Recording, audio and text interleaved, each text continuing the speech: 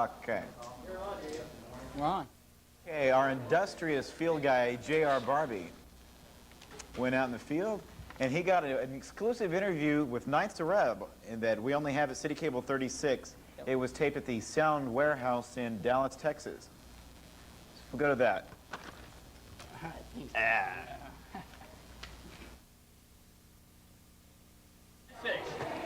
From Dallas, Texas.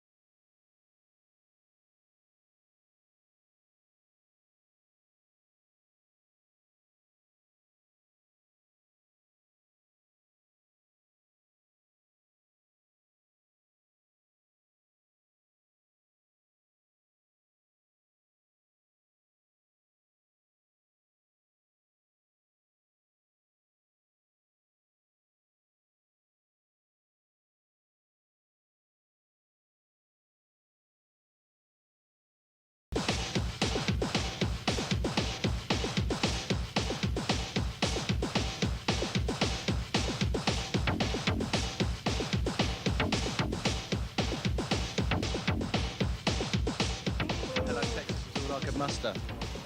Hello Texas was about all I could muster this morning.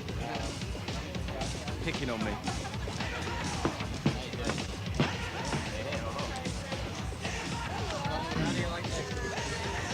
We love Texas. It's great. It's really nice. It's really hot. It's good. We wouldn't have missed it for the world. Yeah. My name's Julian. I'm the elusive third member. That's Douglas, and this is Bon, and we're here today in Dallas, Texas. How do you like working with Depeche Mode or like on the road with them? It's good because we're quite good friends with them anyway, because we come from about the same part of the country as them in Essex, so we've got a similar sort of sense of humour. It's a pair of sneakers, isn't it? It looks suspiciously like skating. Check it out. It's the right colour for the album. Didn't open up for Depeche Mode, like, I guess, was it their Black Celebration tour or something like that? The Music for the Masses tour. I believe it was because immigration wouldn't let us in. Everything had been advertised, etc., etc. I think it was in 1988, wasn't it? But immigration wouldn't let us in because I think their exact words were something like lack of musical merit or something, i.e. we hadn't had enough hits for them or something like that. And then we got in last year anyway.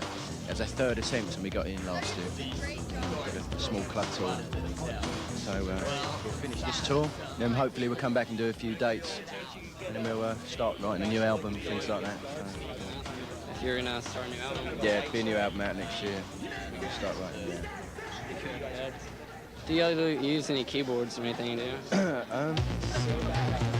We don't actually use keyboards on stage. What we do is we have the computer and all our samplers and tone generators, etc., like Oberheims and things, all on stage with us, and the computer there, so it's all running live. And then we play, Bon and I play percussion over the top, all the percussion that's playable, and then Douglas sings, so it's quite like a physical aspect you get of the show. So you don't see us just standing behind keyboards, because obviously, it's a bit boring watching that. I mean, Depeche Mode, get away with it quite well because they've got Martin, comes out with a guitar and things like that. But for us, we actually like the feeling of playing, so we like to get all hot and sweaty out there, drumming away. Cool. Because I'm also in a band and everything's midied up to one keyboard, and I mean, that's how we do it. Yeah, I mean, it's basically what we do. We used to use backing tapes, which was exactly the same thing, which we played all the percussion, but we just had all like the sequences which you can't play anyway. Right. Unless you're, Liberace or something like that. Thanks, nice to meet you. So instead of taking the backing tapes out with us, we took all the gear out with us. So we've got it all on stage. And occasionally it breaks down, but it just makes it more live, How you doing? Fine. I'm back to make an announcement. If you got a gray Honda Accord, you need to move it because it's going to get towed soon. License plate 697 DTS. Oh, sorry, it's mine. And also, so we can get everybody down here and get everybody. He's from Kansas. From Kansas, you dang right. I drove all the way down here. 600 miles. We did it in 6 hours yesterday to get down here in time. What, from work? Huh? From work or what? Yeah, we just got up and left. I've never heard a band that sounds anything like y'all, you know? So. Oh, it's refreshing. I hate it when people start saying we sound like Front 242. Front 242. We don't sound nothing like them, you know. Oh, nothing like Front 242. No, unfortunately, we occasionally get lumped in that category, but it's just for press and people like that, and they just like lumping it all in the same category just because we use synthesizers. So. Right. I mean, we're Nitzer, and nothing else.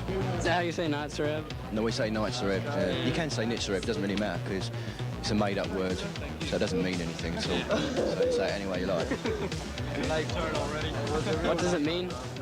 It doesn't mean anything. Anything? No. It's just made up. Doug and Bon, when they started the band in about 1983, 83. they made it up. They were just mucking around with syllables, little bits of words, and they just put those together and they look good.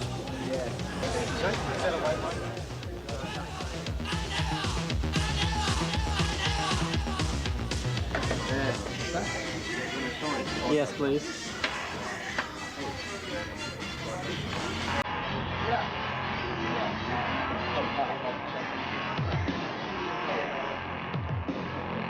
Wait, you're hating me, aren't you? Yes, very. Heavy.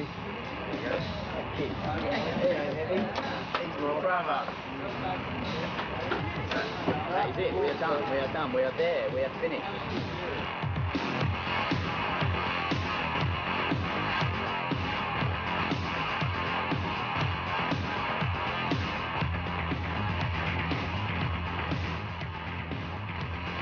You're watching Mind Speed. I'm Julian from Nitzer. We're back to Paul Porter.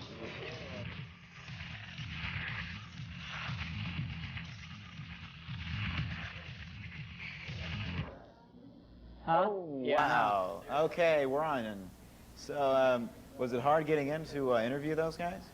Well, actually, Paul, it really wasn't. They were, we just... Yo, what's up? This is Kid, the fellow with the high top fade from Kid and Play. Watching Mind Speak. Mind Speak. Hi, this is Alex Luke. I do the Adventure Club up at the Edge, the show with all the imports and independents, and probably there's a little overlap between what you hear on my show and what you'll see on this. This is Mind Speak. Hello, you're watching Mind Speed. I'm Julian from Nitzer. We're here at the Sound Warehouse in Dallas. This is Bon, this is Douglas, and we're signing down here today. Hi, y'all. Hi, y'all. How you doing? We're just enjoying the Texas hospitality. Back to Paul Porter. Okay, don't worry about that last commercial, Confession for Men. That was a project made for the intro radio TV class at Richland, and they used confession because it rhymes with obsession. Okay. Okay. Now, these are my two segment producers, Greg Hobgood and J.R. Barbie. And tell me about the segments you guys have for us this time. Well, Paul, the segments we have this time is we went to L.A. With a band called Revenge, and it was great. Is that Los Angeles? Los Angeles. Yes, we flew, well, thanks to free City Cable tickets. 36, and we enjoyed our stay in L.A. Oh, my. I got more to say than on the last show. Yeah, right. So, what did you go out there to do? Tell us about what's in the actual segment that you guys have for Okay, us. in the actual segments, we were the only people on their U.S. tour to get live footage of the concert. This is Revenge? This is Revenge, and we go downtown to Hollywood, and we had a ball. And by the way, at both the shows, JR sold shirts. Yeah, I sold shirts for And the I band. videoed the shows. So it was very enjoyable, Paul. It was quite an experience. Okay, let's go to the